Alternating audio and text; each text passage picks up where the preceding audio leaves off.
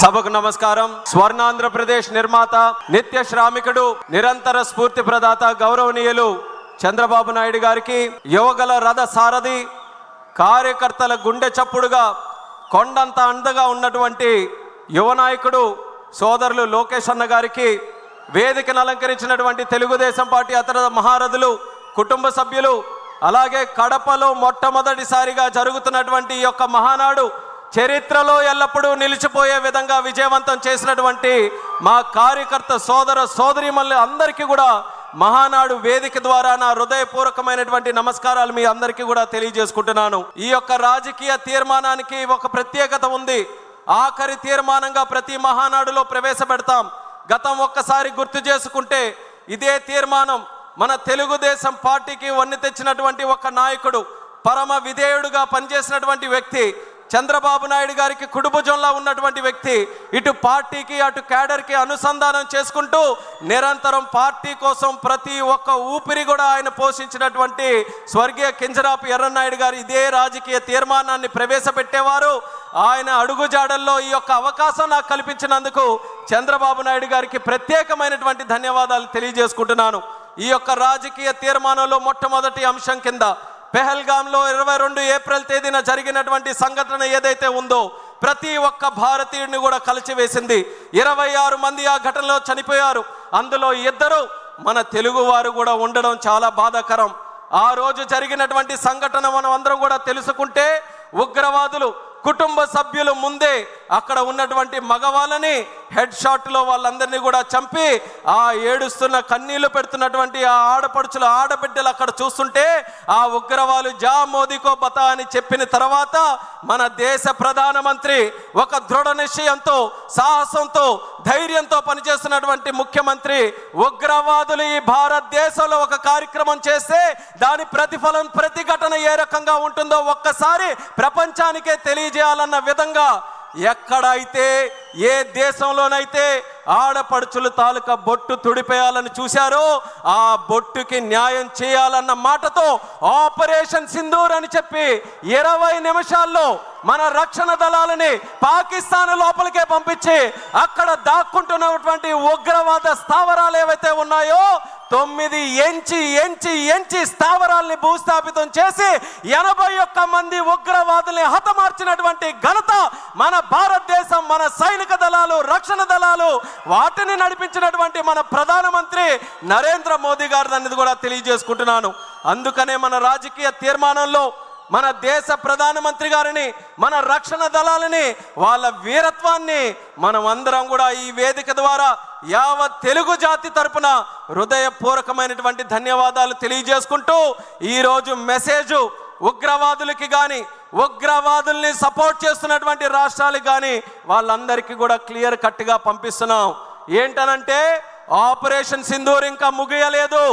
ఎప్పుడైనా సరే కండకావరంతో ఎవరైనా ఇలాంటి దాడులు చేసినా, ఇలాంటి కార్యక్రమాలకి పాల్పడినా, అవసరమైతే 10 బాంబులు ఎక్కువతోనైనా సరే రిప్లై భారతదేశం తరపున ఉంటుంది తప్ప వెనకడుగు వేసే పరిస్థితి లేదని భారతదేశం ఈరోజు ప్రపంచానికి ఒక మెసేజ్ ఇస్తుంది.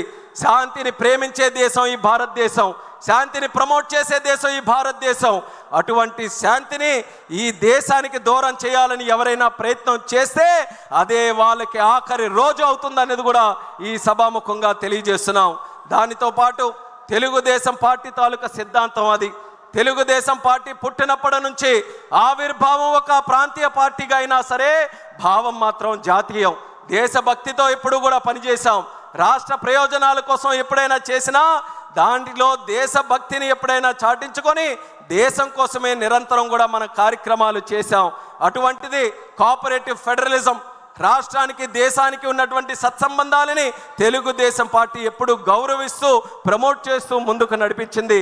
అధికారంలో ఉన్న, ప్రతిపక్షంలో ఉన్న చరిత్ర తీసుకుంటే తెలుగుదేశం పార్టీ మొదలైన నుంచి స్వర్గీయ విశ్వవిఖ్యాత నట సార్వభౌముడు ఎన్టీ రామారావు గారి దగ్గర నుంచి ఎన్నో కూటములు దేశ స్థాయిలో మనం ఏర్పాటు చేశాం.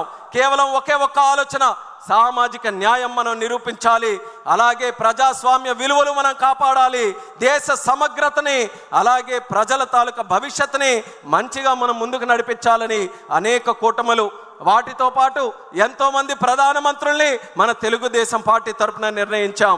అలాగే ఎంతోమంది రాష్ట్రపతుల్ని నిర్ణయించడానికి కీలకమైనటువంటి పాత్ర మన తెలుగుదేశం పార్టీ తరఫున ఇచ్చేసాం. ఒక్కసారి తెలుగుదేశం పార్టీ తాలూకా శక్తి అందరికీ కూడా ఒక్కసారి గుర్తు చేయాలనంటే, ఒక ప్రాంతీయ పార్టీలో ఉన్నటువంటి నాయకుడిని ప్రధానమంత్రి చేయాలన్నా, ఒక ముస్లిం మైనారిటీకి చెందినటువంటి వ్యక్తిని రాష్ట్రపతి చేయాలన్నా, ఒక దళితుడుగా ఈ రాష్ట్రంలో పుట్టినటువంటి వ్యక్తిని సభాపతిగా పార్లమెంటులో స్పీకర్గా నిలబెట్టాలన్నా ఆ ఘనత మన తెలుగుదేశం పార్టీకే దక్కిందని ఈ సభాముఖంగా తెలియజేస్తున్నాను. వాటితో పాటు ఈరోజు మనకున్నటువంటి పరిస్థితులు ఏదైతే 43 సంవత్సరాలుగా కేంద్రం రాష్ట్రం అనుసంధానంతో ముందుకు నడిపించాలని ఒక ఆలోచనతో, ఒక మంచి బ్రోత్కర ఆలోచనతో ముందుకు నడిచామో ఆ ఆలోచన మరింత బలోపేతం చేసుకున్నాం. తెలుగుదేశం, బీజేపీ, జనసేన కలిసికట్టుగా రాజకీయాలకు అతీతంగా అందరి తాలూకు ఆలోచన ఒక్కటే, రాష్ట్ర ప్రయోజనాలు, దేశ సమగ్రత, వీటన్నిటిని కూడా ఒకే ఒక్క వేదిక మీదకి తీసుకొని వస్తూ ఎక్కడ ఎటువంటి అపోహలకి కానీ, ఎటువంటి ఇబ్బందులకి కానీ, ఎక్కడ ఎటువంటి సమస్యలకి కానీ తోవలేకుండా ముగ్గురు త్రినాయకత్వంలో ఒక పక్కన చంద్రబాబు నాయుడు గారు, పవన్ కళ్యాణ్ గారు, అలాగే ప్రధానమంత్రి నరేంద్ర మోదీ గారు అందరూ కూడా కలిసికట్టుగా ఈరోజు రాష్ట్రంలో ఎన్డీఏ పాలన, కేంద్రంలో ఎన్డీఏ పాలన ఎక్కడ ఆటంకాలు లేకుండా ముందుకు కొనసాగిస్తున్నాం. గతంలో 5 సంవత్సరాలు మనం చూసుకుంటే ఎన్నో సమస్యలు, అసలు అసాధ్యమైనటువంటి సమస్యలు, కానీ ఈరోజు కేంద్రం తాలూకా సహకారంతో, ఎన్డీఏకు ఉన్నటువంటి ఆ యొక్క కోఆర్డినేషన్తో ఒక స్టీల్ ప్లాంట్ కావచ్చు, రైల్వే జోన్ కావచ్చు, పోలవరం ప్రాజెక్టు కావచ్చు, ఇలా ఏ కార్యక్రమాలు చూసుకున్న అమరావతి ప్రాజెక్టు కావచ్చు, అన్నిటినీ కూడా సంవత్సరంలోపే సాధ్యం చేసి చూపించామనంటే ఈ ఎన్డీఏ ప్రభుత్వం రాష్ట్రంలో, కేంద్రంలో ఎంత పటిష్టంగా పనిచేస్తుందో ఒక్కసారి ప్రతి ఒక్కరం కూడా గమనించాలి. తెలుగుదేశం పార్టీ తాలూకా చరిత్ర, తెలుగు వారి ఆత్మగౌరవం కోసం పుట్టినటువంటి పార్టీ, పేదల కోసం, బడుగు బలహీన వర్గాల కోసం, కార్మిక కర్షకుల కోసం, మహిళల కోసం, అలాగే వెనుకబడిన వర్గాలు, ఈ తెలుగు జాతి తాలూకు అభ్యున్నత కోసం తెలుగుదేశం పార్టీ కృషి చేసింది. అన్న నందమూరి తారక రామారావు గారు పార్టీ పెట్టినప్పుడు ఒక కొత్త నూతన వరవడికి మనం నాంది పలకాలని ఆ రోజు మొట్టమొదటిసారిగా యువకులని రాజకీయాల్లోకి ఎంకరేజ్ చేశారు, చదువుకున్న వ్యక్తులకి ఎంకరేజ్ చేశారు. పాజిటివ్ పాలిటిక్స్ ఎప్పుడు కూడా మనం చేయాలని ఆ రోజు నందమూరి తారక రామారావు గారు నాంది పలికి తెలుగుదేశం పార్టీకి కొన్ని మూల సిద్ధాంతాలతో ముందుకు నడిపించారు. ఈ రోజు వరకు మనం గర్వంగా చెప్పుకోవచ్చు, ఏ మూల సిద్ధాంతాలతోనైతే తెలుగుదేశం పార్టీ అనే మొక్క ఆ రోజు నందమూరి తారక రామారావు గారు నాటారో అదే మూల సిద్ధాంతాలని ఎక్కడా కూడా కాంప్రమైజ్ కాకుండా, రాజీ పడకుండా ఈ రోజు వరకు ఆ సిద్ధాంతాల మీదగే ముందుకు నడుస్తూ వెళ్తున్నాం. అలాగే విశ్వసనీయతని, నిబద్ధతని పార్టీలో మనం కాపాడుకుంటూ ముందుకు వెళ్తున్నాం. మరొక ముఖ్యమైనటువంటి సిద్ధాంతం నందమూరి తారక రామారావు గారు పరిచయం చేసినటువంటిది సమాజమే దేవాలయం, ప్రజలే దేవుళ్ళు అన్నటువంటి మాట కేవలం తెలుగు జాతికే కాదు, ప్రపంచంలో ఎవరున్నా ఎక్కడున్నా వాళ్ళందరికీ కూడా స్ఫూర్తినిచ్చే విధంగా ఆయన నోట వచ్చినటువంటి మాట అది. అటువంటి మాటని ఒక సిద్ధాంత రూపంలో తయారు చేసుకొని పార్టీ తాలూకా కార్యక్రమాలు చేశాం. అదే ఎన్టీఆర్ గారికి ఆ రోజుల్లో ఒక పత్రికారుడు ఆ రోజు ఒక ప్రశ్న అడిగి, కొత్త పార్టీ పెడుతున్నారు, మీ తాలూకా సిద్ధాంతం ఏంటండి? క్యాపిటలిజమా, లేకపోతే సోషలిజమా, లేకపోతే కమ్యూనిజమా, లేకపోతే ఇంకా ఏ ఇజం అండి అనేది ఆ రోజు ప్రశ్నిస్తే, ఆ ఇజంలు ఏవి కాదు, ఈరోజు తెలుగుదేశం పార్టీ పెడుతున్నానంటే అది హ్యూమనిజంతో నేను పెడుతున్నాను, మానవత్వంతో పెడుతున్నాను, మానవత్వాన్ని కాపాడడానికి, మానవత్వంతో మనుషులకి సేవ చేయడానికి పెడుతున్నానని అద్భుతమైన రీతిలో హ్యూమనిజాన్ని రాజకీయాలకి పరిచయం చేసి దాన్ని ఒక ఎజెండాగా తయారు చేసి ఒక రాజకీయ పార్టీకి ఆ రోజు ముందుకు నడిపించాడనంటే ఎంత గొప్ప శక్తిో మనది ఒక్కసారి మీరందరూ కూడా గమనించాలి. అలాగే తెలుగుదేశం పార్టీలో కేవలం మన రాష్ట్ర రాజకీయాల్లో కాదు, ప్రపంచంలో ఏం జరుగుతుంది, ప్రపంచంలో ఏ విధి విధానాలతో ప్రజలు, రాష్ట్రాలు, దేశాలు, గవర్నమెంట్స్ ముందుకెళ్తున్నాయి, ప్రతి ఒక్కటి కూడా చదువుకొని ఇన్నోవేటివ్ మెథడ్స్తో పార్టీని ముందుకు నడిపించడంలో, అలాగే రాష్ట్రాన్ని ముందుకు నడిపించడంలో ఎప్పటికప్పుడు అవన్నీ కూడా స్టడీ చేసుకుంటూ క్రెడిబుల్ లీడర్షిప్ని మనం ఎస్టాబ్లిష్ చేసుకుంటూ తెలుగుదేశం పార్టీని ఇన్నోవేటివ్గా ముందుకు నడిపించడంలో ఎక్కడా వెనకడుగు వేయకుండా మనం అందరం పనిచేస్తున్నాం. ఆత్మ గౌరవం కోసం మన నందమూరి తారక రామారావు గారు ఆ రోజు నాంది పలికితే అది ఆత్మ విశ్వాసంతో చంద్రబాబు నాయుడు గారు మరింత ముందుకు తీసుకొని వచ్చే ప్రయత్నం చేశారు. ఆ రోజుల్లో 1982లో మన పార్టీ పెట్టినప్పుడు తాలూకా ఆంధ్రప్రదేశ్ పరిస్థితి తీసుకుంటే ఆ రోజుల్లో డిగ్నిటీ ఆఫ్ లైఫ్ తెలుగు వాళ్ళకి ఎక్కడా లేదు. ఏ ఒక్కరు చూసినా మద్రాసీలు అనేటటువంటి పరిస్థితుల్లో తెలుగు వాళ్ళు అనే వాళ్ళు ఒకరు ఉన్నారు, వాళ్ళకంటూ ఒక పౌరుషం ఉందని మన డిగ్నిటీ కోసం, మన అందరి తాలూకా ఒక గుర్తింపు కోసం ఆ రోజు నందమూరి తారక రామారావు గారు పార్టీ పెడితే ఈరోజు దాన్ని మరింత 40 సంవత్సరాలు అడుగడుగున ముందుకు నడిపిస్తూ చంద్రబాబు నాయుడు గారు ఆత్మవిశ్వాసంతో ఈరోజు కేవలం డిగ్నిటీ ఆఫ్ లైఫే కాదు, ప్రపంచంలో జయించేటటువంటి వ్యక్తి తెలుగువాడై ఉండాలి. ఏ పెద్ద కంపెనీలైనా, ఎక్కడ పెద్ద ఉన్నతమైనటువంటి స్థానంలో ఉన్న కంపెనీలైనా వాటన్నిటికీ కూడా రథసారథిగా తెలుగు వాళ్ళు ఉండాలి. గ్లోబల్ లీడర్షిప్తో తెలుగు జాతి ముందుకు రావాలని ఈరోజు మనం అందరం కూడా ముందుకు నడుస్తున్నాం. వాటితో పాటు సంస్కరణలు కానీ, లేకపోతే అభివృద్ధి కానీ, సంక్షేమం కానీ, ఇవన్నీ కూడా తెలుగుదేశం పార్టీతో మొదలైనవే. తెలుగుదేశం పార్టీ చేసినటువంటి కార్యక్రమాలు ఈ రాష్ట్రంలోనే కాదు, దేశంలో ఉన్న అనేక రాజకీయ పార్టీలు, అనేక రాష్ట్రాలు, ఆఖరికి దేశం కూడా ఆదర్శంగా తీసుకొని మన కార్యక్రమాలు వాళ్ళందరూ కూడా ముందుకు నడిపించారు. చంద్రబాబు నాయుడు గారు ఉన్నప్పుడు పెన్షన్లు కానీ, హౌసింగ్ కానీ, కిలో బియ్యం 2 రూపాయలకి, అలాగే జనతా వస్త్రం కానీ, ఐటీడీఏలు కానీ, లేకపోతే విద్యా వైద్య వ్యవస్థలో మార్పులు, గ్రామానికి రోడ్లు వేయించాలి, కరెంటు లైట్లు కల్పించాలి, అలాగే మహిళల తాలూకా హక్కులు, వెనుకబడిన వర్గాల తాలూకా రిజర్వేషన్లు, ఇలా ఎన్నో సంస్కరణలు చూసుకుంటే మొట్టమొదటిసారిగా ఈ దేశంలో ప్రవేశపెట్టింది మన తెలుగుదేశం పార్టీ అనేది కూడా మనం తెలియజేసుకోవచ్చు. తర్వాత చంద్రబాబు నాయుడు గారి తాలూకా నాయకత్వంలో ప్రజల వద్దకు పాలన, జన్మభూమి, పనికి ఆహార పథకం, డ్వాక్రా సంఘాలు, ఐటీ రెవల్యూషన్తో సైబరాబాద్ లాంటి నగరాలు, జీనోమ్ వ్యాలీ, కోవిడ్ సమయంలో వ్యాక్సిన్ ఎక్కడ తయారవుతుందో ఎవరికి తెలియని సందర్భంలో హైదరాబాద్లో ఈ మహానాయకుడు పెట్టినటువంటి జీనోమ్ వ్యాలీ కొన్ని కోట్లాది మంది ప్రజలకి కోవిడ్ నుంచి కాపాడిందనంటే అది ఒక వ్యక్తికి ఉండాల్సినటువంటి దూరదృష్టి. అలాగే హైవేస్, టెలికాం, లేకపోతే పవర్ రిఫార్మ్స్, వీటన్నిటికీ కూడా కేంద్ర స్థాయిలో ఆ రోజు ఆ రిఫార్మ్స్కి నాంది పలకడానికి చంద్రన్న తాలూకా హస్తం ఉండడానికి ఎక్కడ డౌట్ లేకుండా మనం చెప్పుకోవచ్చు. ఎయిర్పోర్టులు ఈరోజు 160 ఎయిర్పోర్ట్లు ఉన్నాయి. రేపు మే 31వ తేదీన ప్రధానమంత్రి గారి ఆధ్వర్యంలో మధ్యప్రదేశ్లో మరో 2 ఎయిర్పోర్ట్లు ఆ రోజే ప్రారంభోత్సవం చేసుకుంటున్నాం. 162 ఎయిర్పోర్ట్లు అవ్వబోతున్నాయి. ఈ దేశంలో 162 ఎయిర్పోర్ట్లు ఒకనప్పుడు ఈ పరిస్థితి ఉండేది కాదు. కానీ మొట్టమొదటిగా దేశంలో ఎయిర్పోర్ట్లు కూడా మనం నిర్మించాలి. పీపీపీ మోడల్లో ఒక పాలసీ తీసుకొని వచ్చి ఎయిర్పోర్ట్లు నడిపించాలన్నటువంటి మహానాయకుడు మన నారా చంద్రబాబు నాయుడు గారు అనేది గర్వంగా ఈ సందర్భంగా తెలియజేస్తున్నాను. ఇలాంటి ఎన్నో పథకాలకి, ఎన్నో రిఫార్మ్స్కి, ఎన్నో సంక్షేమ కార్యక్రమాలకి తెలుగుదేశం పార్టీ నాంది పలికింది. అది ఇంతటితో ఆగిపోలేదు. మన అమరావతి మీ అందరికీ కూడా దాని తాలూకా కథ అంతా కూడా తెలుసు. అమరావతి మాట్లాడితే ఎక్కువగా మనం మాట్లాడుతున్నాం. 32,000 ఎకరాలు ఇచ్చారని, లేకపోతే రైతులు దానికోసం త్యాగం చేశారని, విశ్వవిఖ్యాతిగా ఉన్నటువంటి ఒక ప్రపంచ ప్రసిద్ధిగాంచినటువంటి అమరావతి కడతామని. కానీ అందులో మనం ముఖ్యంగా గుర్తుంచుకోవాల్సినటువంటి ఒక విషయం ల్యాండ్ పూలింగ్ అనే కాన్సెప్టు ప్రపంచంలో ఎక్కడా కూడా లేదు. మొట్టమొదటిసారి ఒకడు వ్యక్తి మనకి భూమి త్యాగం చేస్తున్నాడనంటే పూర్తిగా నష్టపోకుండా తిరిగి ఆ వ్యక్తి కూడా ఏదో లాభం పొందే విధంగా ఉండాలని ప్రపంచానికే ఆదర్శంగా ల్యాండ్ పూలింగ్ విధానాన్ని పరిచయం చేసినటువంటి నాయకుడు మన నారా చంద్రబాబు నాయుడు గారని తెలియజేస్తున్నాను. రివర్ లింకేజ్, నదుల అనుసంధానం ప్రాజెక్టు ఆయన రాజకీయాలు మొదలుపెట్టినప్పటి నుంచి ఆయన మైండ్లో ఉన్నటువంటి ప్రాజెక్టు. వాజ్పేయి గారితో ఎన్డీఏ ప్రభుత్వంలో ఉంటే ఎన్నో సందర్భాల్లో ఆయనతో చర్చించి నదులు అనుసంధానం, అక్కడ గంగా నది నుంచి మన కన్యాకుమారి వరకు ఉన్నటువంటి నదులన్నీ కూడా అనుసంధానం చేయాలని ఎన్నో సందర్భాల్లో కేంద్రానికి ఆ నివేదిక తీసుకొని వెళ్ళారు. అది క్రమేపీ కాలం మారుతున్న కొద్దీ మరుగున పడిపోతుంటే రివర్ లింకేజ్ ప్రాజెక్టులు మళ్ళీ మొన్న చంద్రబాబు నాయుడు గారు, మోదీ గారి తాలూకా ఆధ్వర్యంలో తీసుకొని వచ్చి మళ్ళీ అది పరుగులు పెట్టించే విధంగా రివర్ లింకేజ్ ప్రాజెక్టు కూడా ఈరోజు ఊపిరిపోసినటువంటి నాదుడు మన చంద్రబాబు నాయుడు గారని తెలియజేస్తున్నాను. పాపులేషన్ మేనేజ్మెంట్ ఏ ప్రభుత్వానికైనా, ఏ రాష్ట్రానికైనా గతంలో ఉండేది. జనాభా అంటే అది ఒక పెద్ద భారమని, అంత జనాభా చూసుకోవాలంటే ఎలాగని. కానీ ఆ ఆలోచన విధానంలో మార్పు తెచ్చాడు చంద్రన్న. జనాభా అంటే కేవలం భారం కాదు, అది ఒక యాసెట్ లాగా. మనకు డబ్బు ఎంత ఉంటే ఎంత బలంగా ఉంటామనుకుంటామో, ఎంత జనాభా ఉంటే అంత బలం ఈ రాష్ట్రంకి, జాతికి ఉంటుందనే ఆలోచనతో పాపులేషన్ మేనేజ్మెంట్ విధానానికి కూడా ఈరోజు మరొకసారి శ్రీకారం చుడుతున్నారు.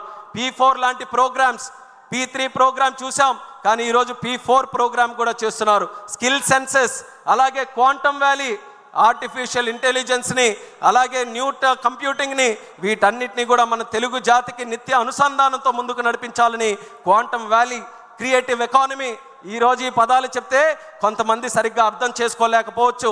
కానీ నేను చెప్తున్నాను, what CBN thinks today, India thinks tomorrow.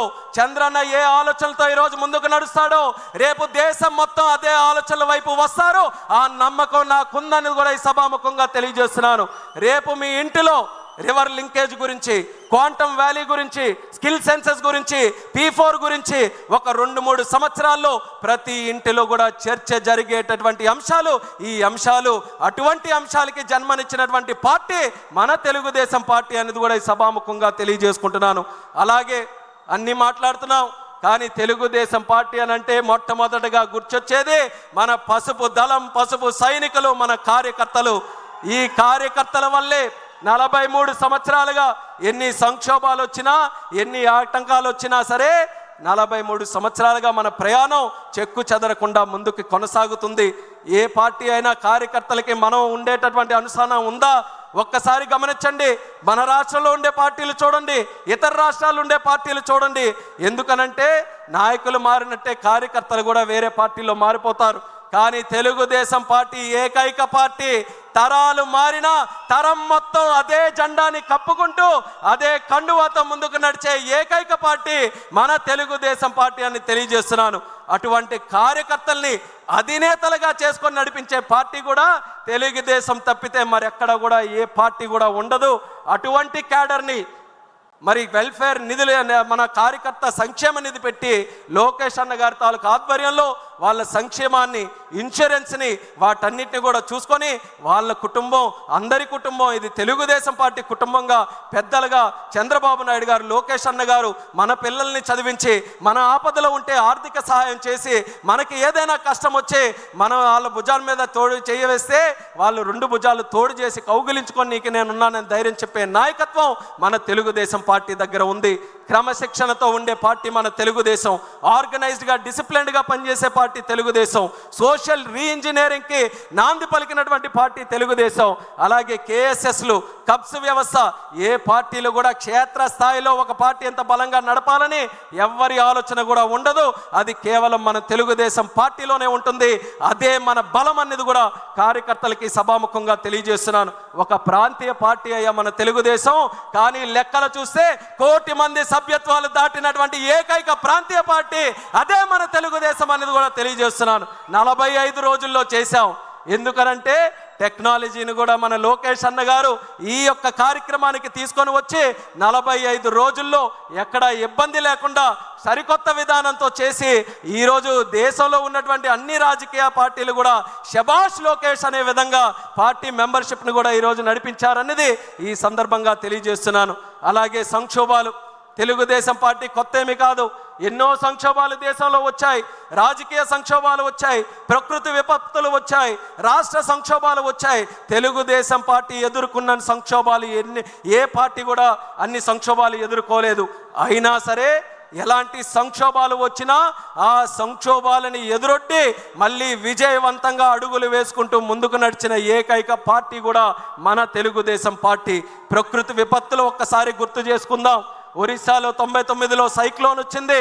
Chandranna హాజరై అక్కడ వాళ్ళందరికీ కూడా సపోర్ట్ చేశారు. అలాగే ఉత్తరాఖండ్లో ఫ్లడ్స్ వచ్చి తెలుగు వాళ్ళు చిక్కుకున్నారు. మనం అధికారంలో లేము, స్పెషల్ ఫ్లైట్ వేయించి అక్కడ చిక్కుకున్నటువంటి తెలుగు ప్రజల్ని తిరిగి సురక్షితంగా వాళ్ళ ఇంటికి తీసుకొని వచ్చాడు. యుక్రెయిన్లో వార్ జరిగింది. తెలుగు వాళ్ళందరూ కూడా డాక్టర్లు చదువుకోవాలని చాలామంది యువకులు అక్కడ ఉండిపోతే వాళ్ళందరితో నేరుగా మాట్లాడి కేంద్ర ప్రభుత్వంతో సంప్రదింపులు చేసి క్షేమంగా తిరిగి రావడానికి చంద్రన్న ఆధ్వర్యంలో తెలుగుదేశం పార్టీ పనిచేసింది.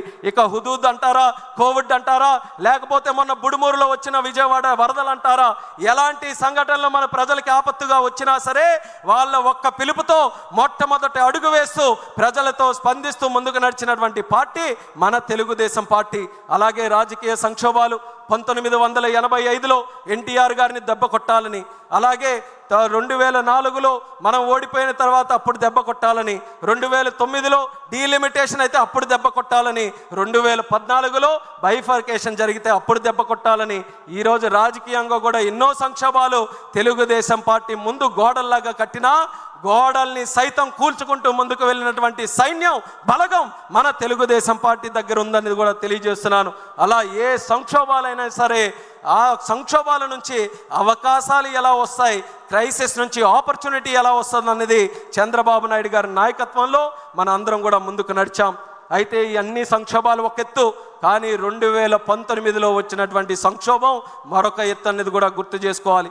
23 మంది ఎమ్మెల్యేలు, 3 ఎంపీలు, ఆ స్థాయిలో ఓటమి మనం ఎప్పుడు కూడా పాలవ్వలేదు. అయినా చాలామంది రాసేశారు ఇంకా తెలుగుదేశం పార్టీ పని అయిపోయిందని. అటువంటిది ఆ తెలుగుదేశం పార్టీలో 5 సంవత్సరాలు చిత్రహింసలు పెట్టినా, జైలు చుట్టూ తిప్పించినా, కోర్టుల చుట్టూ కేసులు పెట్టించిన, ఆర్థికంగా ఇబ్బంది పెట్టిన, మానసికంగా వేధించిన, వీరత్వంతో పోరాడినటువంటి వ్యక్తిత్వం మన తెలుగుదేశం పార్టీకే సొంతం అనేది కూడా ఈ సందర్భంగా తెలియజేస్తున్నాను. గత 5 సంవత్సరాల పరిపాలన ఎలా జరిగిందో ఒక్కసారి గుర్తు చేసుకుందాం. ఆ రోజు ప్రజావేదిక కోల్చడంతో మొదలైనటువంటిది. అలాగే 3 రాజధానులని మాయ చేసి అందరికీ ముంచేశాడు.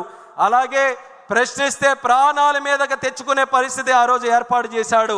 చెట్లు కూడా నరికేశాడు. బాదుడితో ధరలు పూర్తిగా పెంచేశాడు.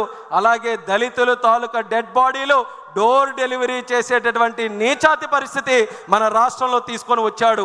బూతులతో అసెంబ్లీని భ్రష్టు పట్టించాడు. ఇక దోపిడీ విషయానికి వస్తే కేంద్ర నిధుల్లో దోపిడీ, గిరిజన నిధుల్లో దోపిడీ, ల్యాండ్లో దోపిడీ, శాండ్లో దోపిడీ, మైనింగ్లో దోపిడీ. ఎంత నీచ నికృష్ట ప్రభుత్వం కాకపోతే కల్తీ లిక్కర్ తయారు చేసి పేదవాళ్ళతో తాగించి వేల కుటుంబాలని పెద్ద దిక్కు లేకుండా చేసి వేల కోట్ల రూపాయలు దోచుకొని మళ్ళీ తిరిగి అదే లిక్కర్ మీద ఆ రోజు అప్పు కూడా సంపాదించుకోవాలన్నటువంటి అత్యంత దుర్మార్గుడు గతంలో ఉన్నటువంటి ముఖ్యమంత్రి అనేది కూడా ఈ సభాముఖంగా గుర్తు చేస్తున్నాను. అయినా సరే అన్ని అరాచకాలకు పాల్పడి అన్ని కార్యక్రమాలు చేసినా ఆయనకి అహం తగ్గలేదు, ఆయనకి కక్ష తీరలేదు. అందుకనే జరగరానిది కూడా చేశాడు. ఎవ్వరు ఊహించలేనిది నిప్పు మీద చెయ్యవేశాడు. చంద్రబాబు నాయుడు గారి తాలూకా నాయకత్వాన్ని ప్రశ్నించే విధంగా అక్రమ కేసు పెట్టి 56 రోజులు జైల్లో పెట్టించాడు. అది ఆయన చేసినటువంటి అతి పెద్ద తప్పు. చంద్రబాబు నాయుడు గారిని రాజకీయంగా నువ్వు అరెస్ట్ చేశావు, ఏదో తెలుగుదేశం పార్టీ వాళ్ళే కదులుతారనుకొని నువ్వు అరెస్ట్ చేశావు. కానీ చంద్రన్న మీద చెయ్యవేసిన తర్వాత 70 దేశాలలో లక్షల మంది కార్యకర్తలు, తెలుగు జాతి అంతా కూడా కదలవచ్చి ఆయన తెలుగుదేశంకే నాయకుడు కాదు, తెలుగు జాతికి నాయకుడని దేశానికి ప్రపంచానికే నిరూపించింది మన తెలుగు జాతి అనేది కూడా ఈ సభాముఖంగా తెలియజేసుకుంటున్నాను. ఆ దెబ్బతో మట్టి కరిచి మీ అందరి తాలూకా సహకారం, మీ అందరి పోరాటంతో 2024 ఎన్నికల్లో ఊహకు అందని విధంగా 94% స్ట్రైక్ రేటుతో ఒకే ఒక్క ప్రభుత్వం ఈ దేశంలో గెలిచింది. అది మన కూటమి ప్రభుత్వం. దానికి కార్యకర్తలకి, పైనున్నటువంటి నాయకులకి అందరికీ కూడా ఎన్నో కేసులు పెట్టుకొని, కుటుంబాలను పోగొట్టుకొని ఎన్నో త్యాగాలు చేసినటువంటి ప్రతి ఒక్కరికి కూడా ఈ మహానాడు వేదిక ద్వారా అందరికీ పాదాభివందనం తెలుగుదేశం పార్టీ కుటుంబ సభ్యులందరికీ కూడా తెలియజేసుకుంటున్నాం. అయితే మనం అనుకున్నటువంటి లక్ష్యం సాధించాం, ప్రభుత్వం ఏర్పాటు చేశాం. కానీ ఇంతటితో ఆగిపోయే ప్రయాణం కాదు తెలుగుదేశం పార్టీది. 43 సంవత్సరాల చరిత్ర అంటున్నాం, అంతటితో సాటిస్ఫై అవ్వలేదు. 40 సంవత్సరాల మరొక చరిత్రకు మనం నాంది పలకాలి. అది మన యువ నాయకుడు నారా లోకేష్ అన్న గారి తాలూకా ఆలోచన. ఆయన ఆధ్వర్యంలో 6 శాసనాలు ఈ మహానాడు ద్వారా మనకు పరిచయం చేశారు. యువశక్తికి మళ్ళీ పిలుపునిస్తున్నా. ఆ రోజు యువశక్తి అంతా భయంతో జగన్ పరిపాలనలో ఉంటే ఆ రోజు ఎవరు కూడా మాట్లాడడానికి ఎవరు కూడా ముందుకు రాని సమయంలో ఒక యువకుడు బాధ్యత తీసుకున్నాడు.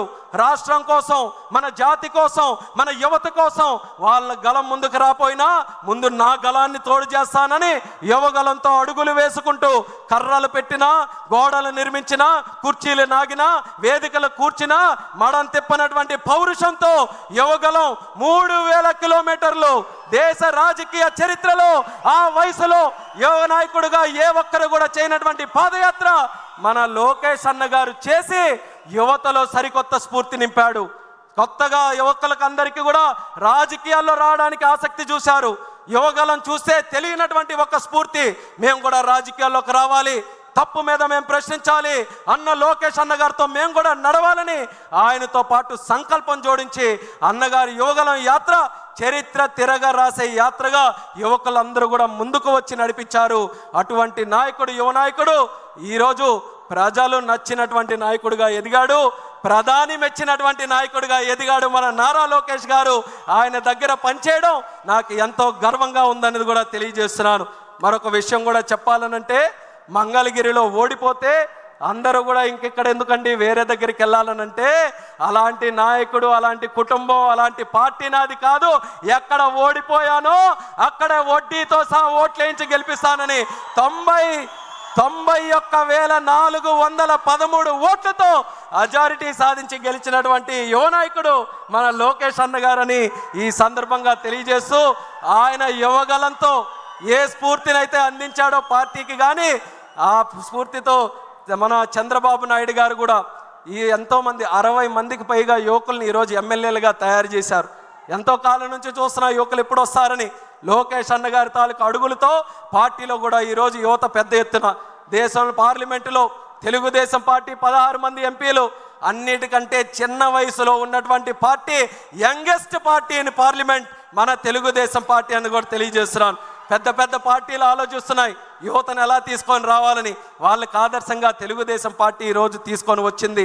అలాగే youngest cabinet minister in India కూడా మన తెలుగుదేశం పార్టీయే.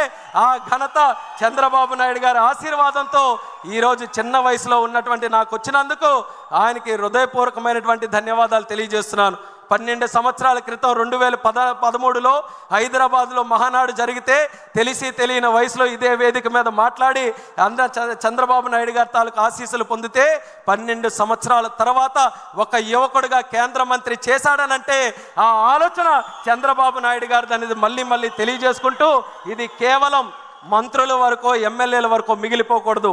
కార్యకర్తల స్థాయి నుంచి, ప్రజల స్థాయి నుంచి యువత ముందుకు రావాలి. అందుకనే అన్న ఇచ్చినటువంటి 6 శాసనాలు ఏవైతే ఉన్నాయో ఈ రాజకీయ తీర్మానంగా ప్రస్తావిస్తున్నాం మీ అందరికీ కూడా. ఆ 6 తీర్మానాలు మనకు 6 ఆయుధాలు. ఆ 6 ఆయుధాలు మనకి దిక్సూచి.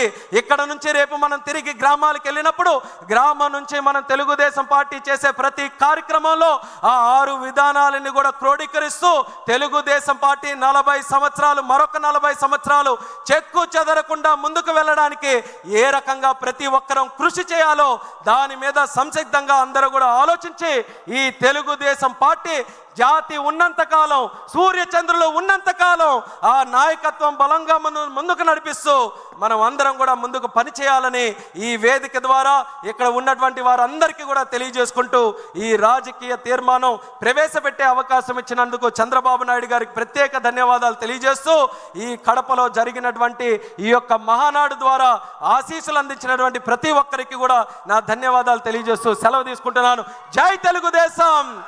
చంద్రబాబు నాయుడు గారి నాయకత్వం, లోకేష్ అన్న గారి నాయకత్వం, జోహార్ ఎన్టీఆర్.